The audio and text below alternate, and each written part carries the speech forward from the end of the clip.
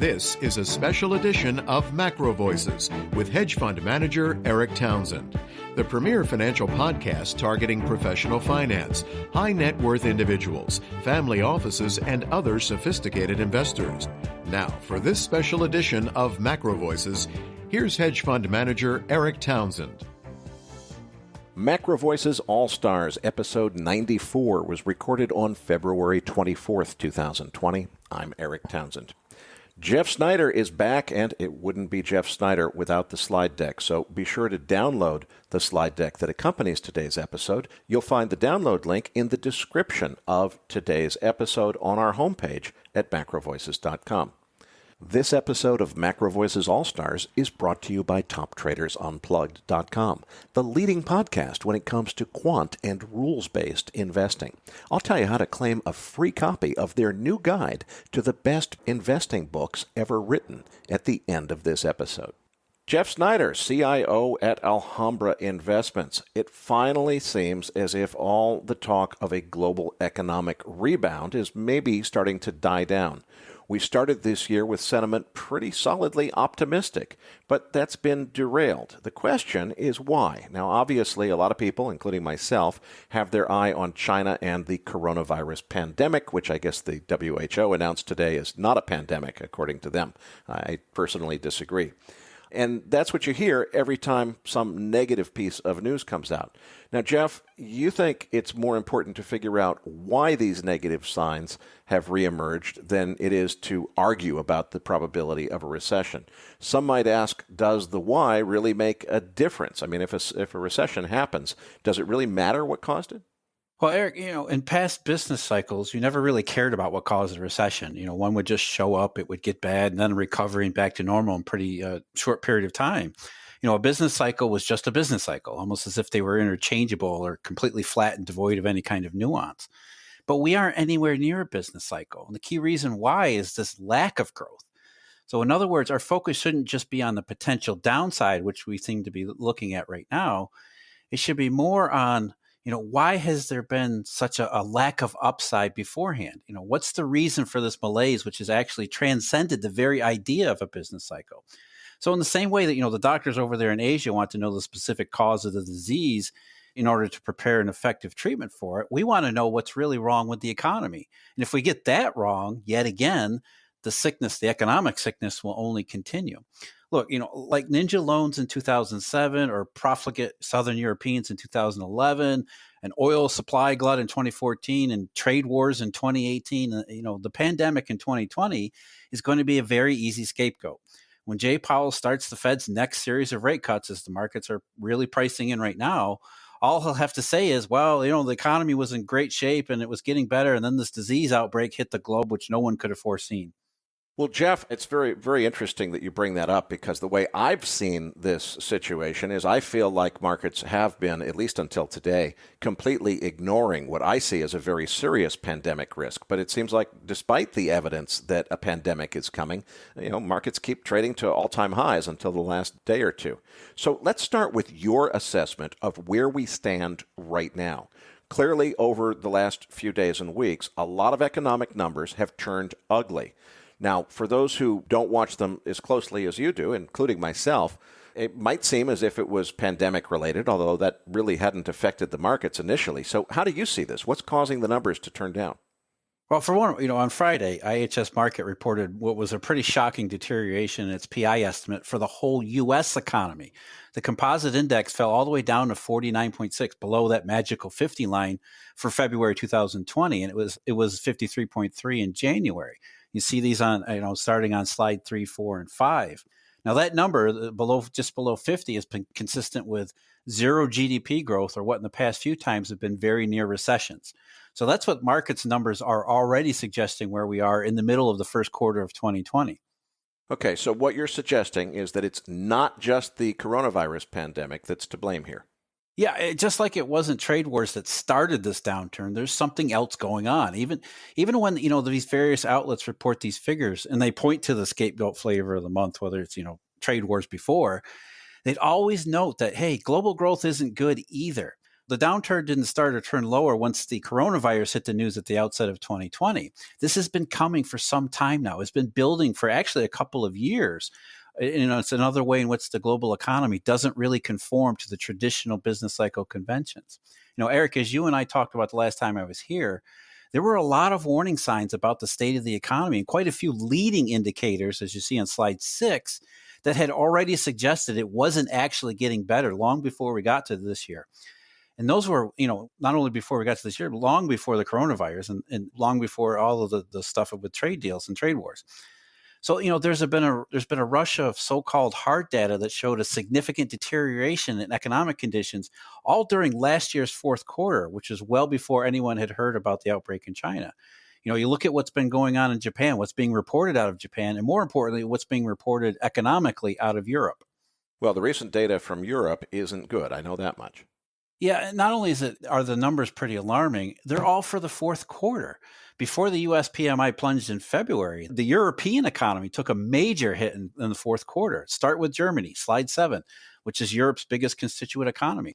The German economy managed to avoid a technical recession with the smallest possible, tiniest possible positive GDP figure. But that masks the extent of the stress that's going on there.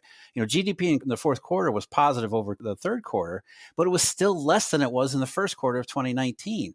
In other words, there was no growth in Germany for the final 3 quarters of last year. And on top of that, as you can see on the chart I'm showing you here, industrial production absolutely plunged in December. And again, that was before any knowledge of the virus in China. Industry has been at the forefront of this downturn, and it's very plain and obvious when all that began. The declines in industrial production, like GDP, started all the way back in the first few months of 2018. It's as if someone had flipped a switch right where I've marked it on the chart. It doesn't look like a recession because it isn't really one. It's been a slow downturn, like this economy is being squeezed by some unrelenting force. It gets a little bit worse, taking a little bit more off of growth for now 2 years, and only now 2 years later is this downturn starting to look like a traditional recession. What about the rest of Europe? Well, you can go through them one by one. If you go to slide 8, in Europe's second largest economy, France, GDP did turn negative in the fourth quarter. And like in Germany, industrial production in France tanked. The French economy had actually been somewhat more stable than the German economy. But as you can see, something substantially changed all the way back at the start of 2018. Go to slide 9. After France comes Italy, which is Europe's third largest. Same thing as the other two. The underlying economic condition changed way back in the earliest months of 2018. And by the fourth quarter of 2019, 2 years later, it finally blatantly accelerated to the downside. Q4 of last year was Italy's worst quarter in years, and it was propelled by the same industrial downturn. And so the U.S. economy has simply been following Europe's, its own slowdown, which has already led to 3 Fed rate cuts so far this year. That began a few months after Europe's in 2018, which is just what all the U.S. dollar curves had been indicating all along.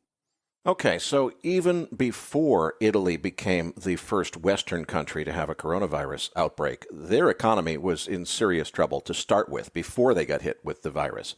Now, you've pointed out these bond and money curves the last time that you were on the show. Actually, I think you included them in your slides almost every time that we've had you on.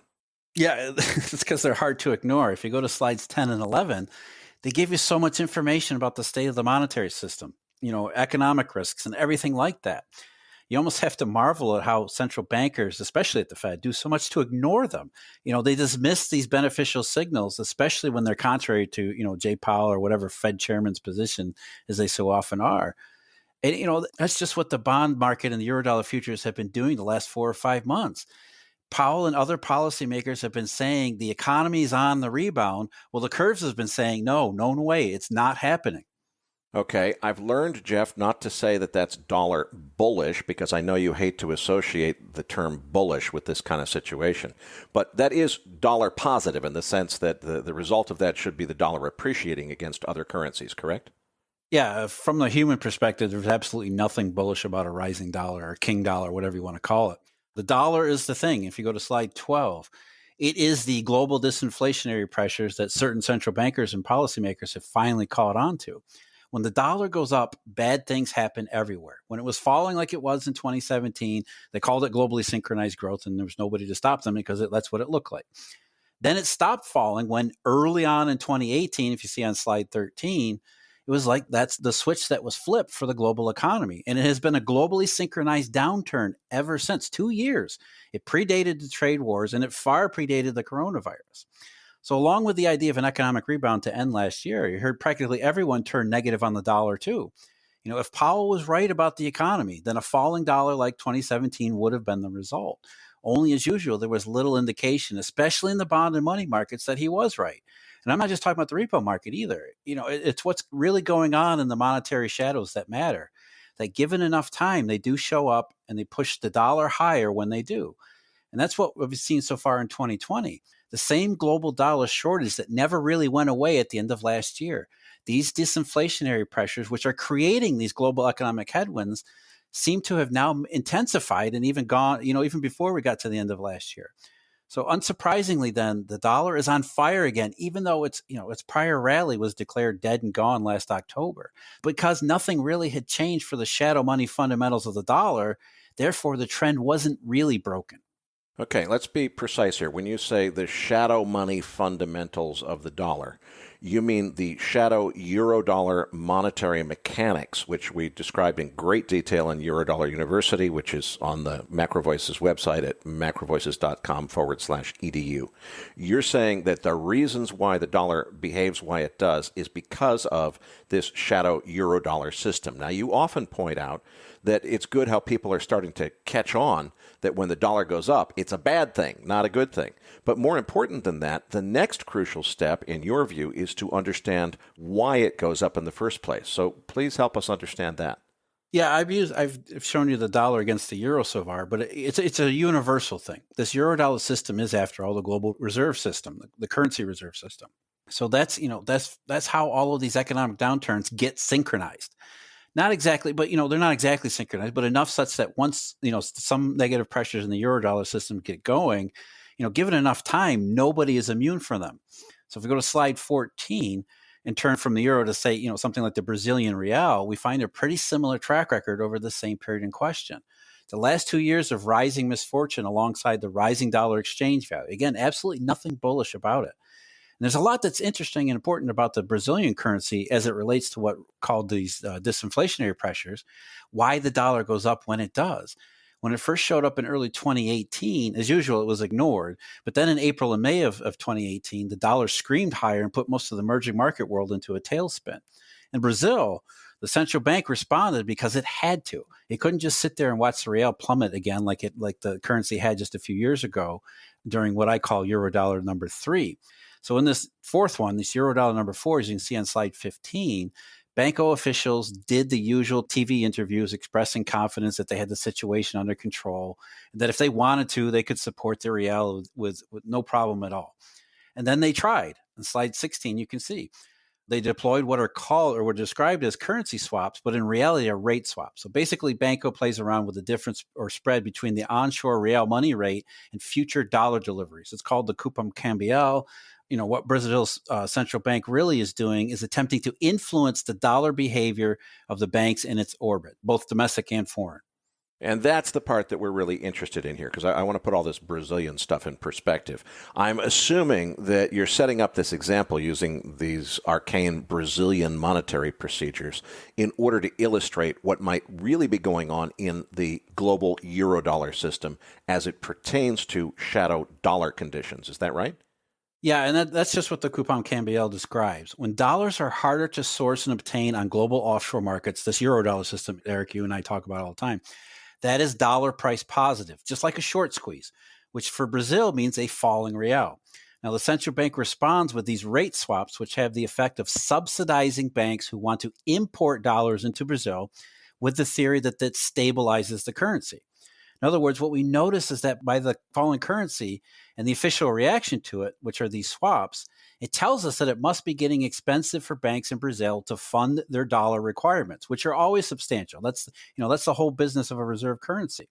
Now, what we can make of that is one of two things. Either something has changed for Brazil alone, meaning that banks are offering Eurodollars are making them more expensive only in Brazil because they don't like what's going on specifically in Brazil. The other option is that, these Eurodollar banks are making dollar funding more expensive because there's a problem with the Eurodollar banks and the Eurodollar system. And it's not really hard to figure out which one it is. If the falling real is an isolated case of trouble observable only in Brazil, then it's obviously the first option. But if Brazil is hardly alone in its struggle, which is pretty much what we can observe globally over the past couple of years, it must be a systemic dollar problem that is causing Eurodollars to become more expensive for everyone. In other words, a global dollar shortage. And that's the rising dollar, which wrecks everything if you let it, which, since officials have no idea what's actually going on in the monetary system, they do. QEs or not QEs, they do little or nothing to help the situation. Okay, Jeff, but if central bankers are not really in tune with what's really going on with the dollar, if they don't understand this Eurodollar mechanism, why it's rising in any period and so forth, well, I would think then that you probably don't want to make too much of their economic forecast, because if you don't understand the mechanism, you can't very well forecast the future, can you?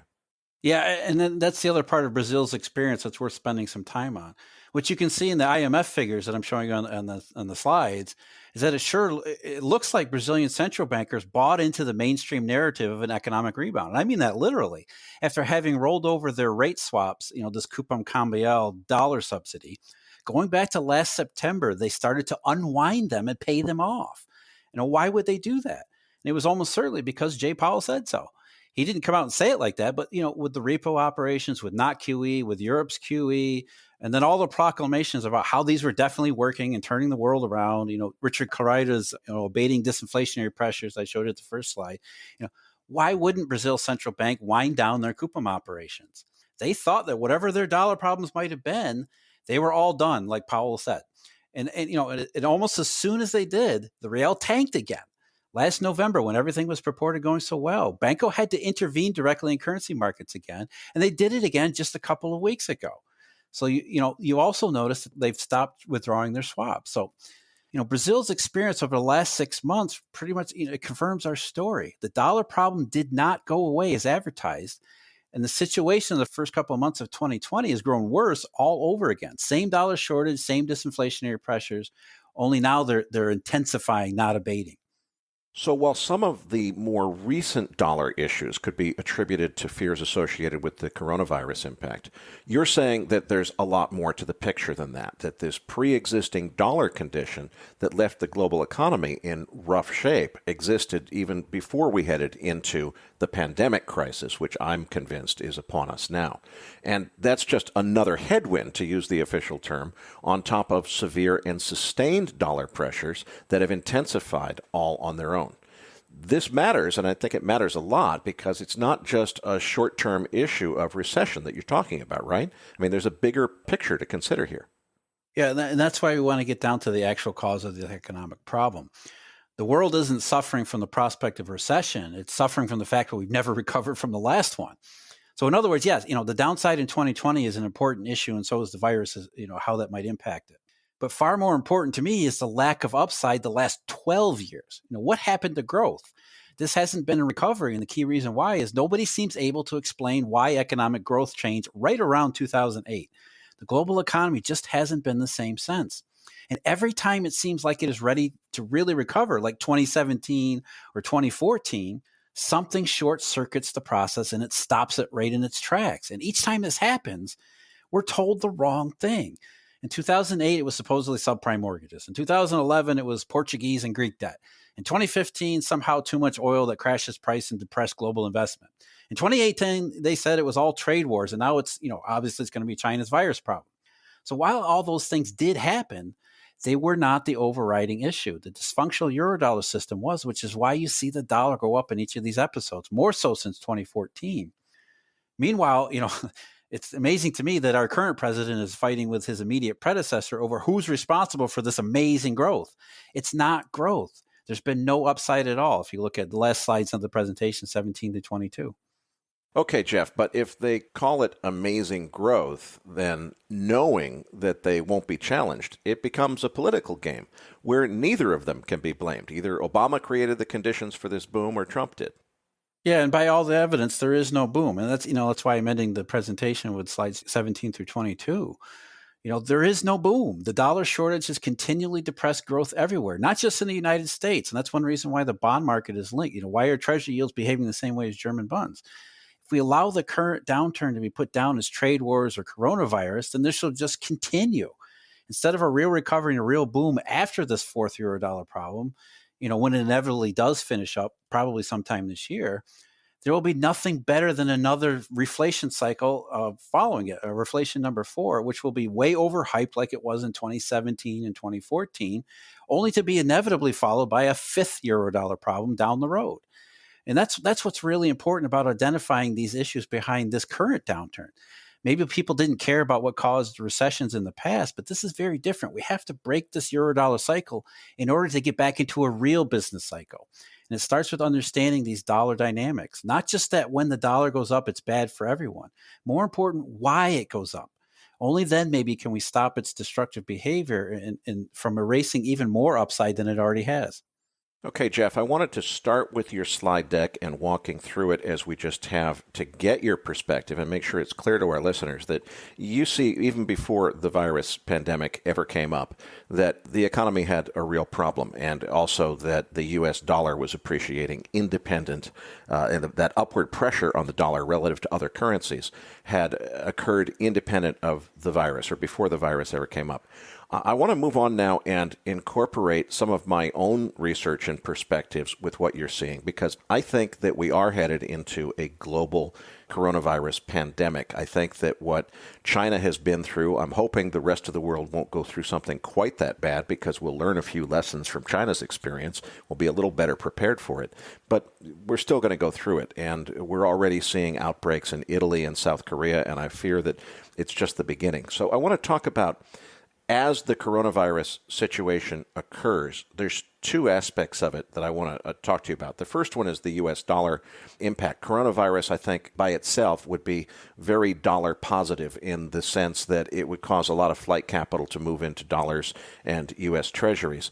When you have these other forces that you've already described working, do they compound each other or do they offset each other? In other words, if there's dollar pressure, upside dollar pressure coming from the coronavirus, does that exacerbate the feedback loops that exist in the eurodollar system that you study, or does it mitigate it slightly? No, it can become self-reinforcing, and that's really, when you get into the true downside cases, that's where it really becomes really negative, is when you have existing dollar pressures, which are, put it into some very simple terms like we see today, risk off. And risk off means as much to inside the eurodollar system as it does on the stock market. Banks are not going to be willing to fund other people's dollar activities to the same level and the same reasonable efficiency as they have in the past if they perceive that the coronavirus is going to have a much bigger impact, which it might. And Eric, you probably know a hell of a lot more about the virus than I do. So, to answer your question, it becomes self-reinforcing to the point where it's risk off that leads to more risk off that leads to more risk off. And that's, positive for the U.S. dollar. It's also positive for treasuries and falling yields and that type of thing too.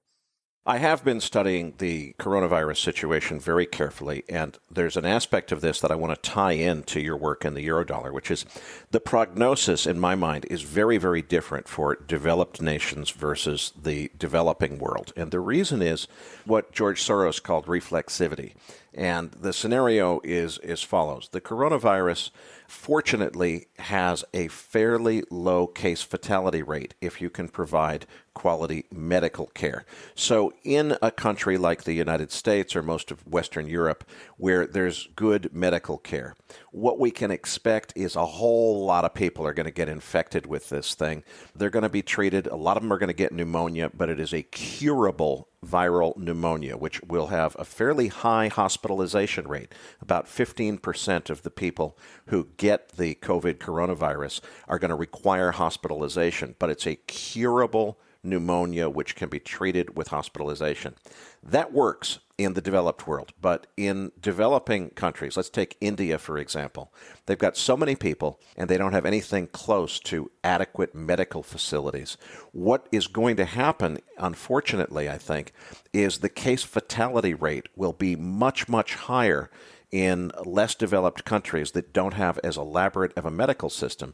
Because if you've got someone who has a curable viral pneumonia, It might be curable if you had the right medical system, but if millions of people have it and the medical system is overwhelmed, then people are going to be dying. And you see a really big difference with this virus. What we've seen so far is case fatality rates around 1 to 3% if you can treat it.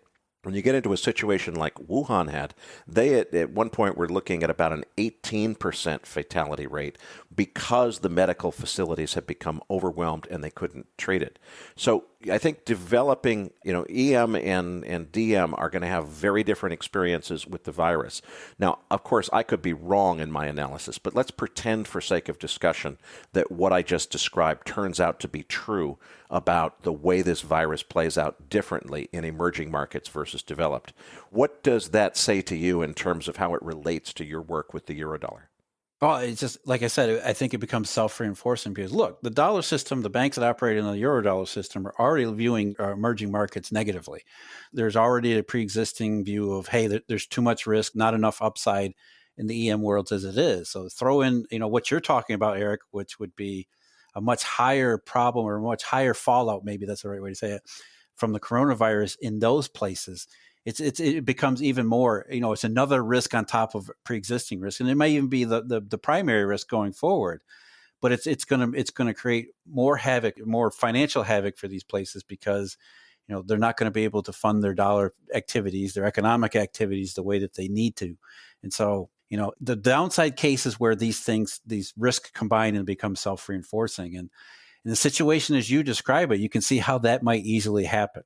Well, Jeff, I can't thank you enough for another terrific interview. We look forward to getting you back on next month for another update. This episode of Macro Voices All-Stars was made possible by TopTradersUnplugged.com, the leading podcast on quant and rules-based investing. Be sure to claim your free copy of their recently updated guide to the best investing books ever written at TopTradersUnplugged.com/macro guide. And if you haven't heard it yet, be sure to check out my full-length interview with Niels Kastrup-Larsen on trend-following strategies, which is linked in your Research Roundup email. For the Macro Voices Podcast Network, I'm Eric Townsend.